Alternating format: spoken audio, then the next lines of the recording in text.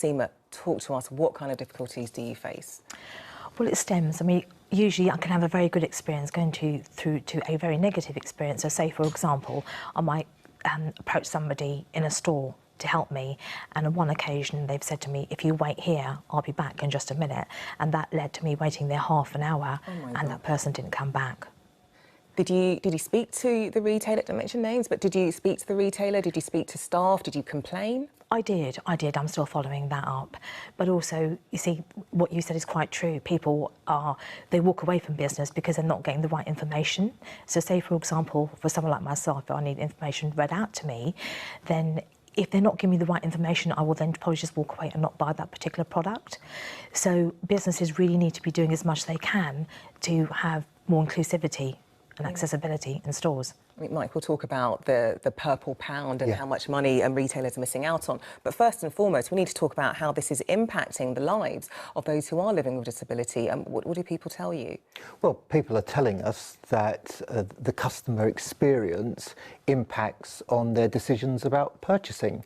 And if you go into a shop or restaurant or anywhere and you're not looked after, you're not treated with dignity, you are likely to walk away without spending your money. And really what we're saying is providing a good, changing the customer experience for disabled people has a huge impact on businesses to unlock that £249 billion purple pound. What do you want businesses to do? What should retailers be doing?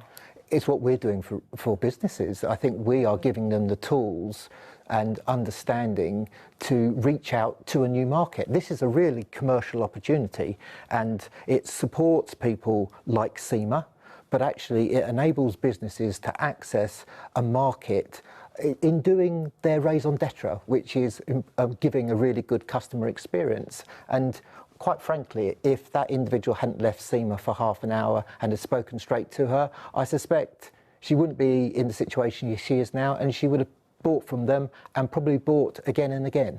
So how does this affect you in other areas in terms of when you are trying to buy, when you're trying to buy online, for example, as a blind person? How does that work?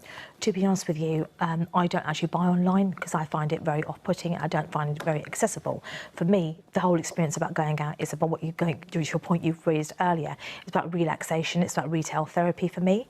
So I actually like going shopping, I enjoy it, and I like having that customer experience. It's not just about being disabled, but forget about being a disabled customer. I think anybody should be able to enjoy that experience. I think when you're a disability, you have a few more challenges, but those challenges can be met by the customers, not the customers, sorry, by the retailers. By the retailer, exactly, by taking small steps, you know. But I think customer attitude is really, really important, and good customer services. So, Mike, for you, one of the many areas that need changing, start with, is training. Yes, and we start with, you talked about online and websites, and that's the gateway into many businesses, but for so many businesses they're just inaccessible. And I always talk about the no mouse test, and if you go onto your website and you don't use a mouse, you just use the arrows, see how much you can navigate. And there are so many things that can be done in 30 seconds at no cost that will improve accessibility to your website. And then you go through to things, and we have to reorientate what we mean by accessibility. So traditionally you think about lifts, you think about ramps. Stairs, yeah. But actually what you're talking about is about good customer service and about the ability to walk up to an individual and say, hello, can I help you? What is it that we can do for you? And that is the way in which, and that's no cost at all. And that's about getting staff to feel confident that they can talk to any individual and start that conversation. And somebody like Seema and someone who's in a wheelchair, it's very clear that they're living with disability. What about hidden disabilities? What steps can be taken there? Well, you talk about 13 million disabled people, and 80% of that 13 million have hidden impairments.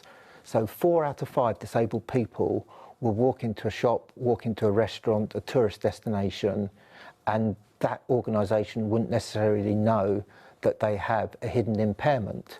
And so we have to rethink what we mean by accessibility, and in some ways just treat everyone as an individual and everyone as a customer. Okay. well, we are going to have to leave it there, I'm afraid. But Mike Adams, really good talking to you. And Seema, thank you so much for coming on here and talking to us about some of the experiences you faced just trying to live a normal life and shop around. Thank you both so much. Thank you. Thank you.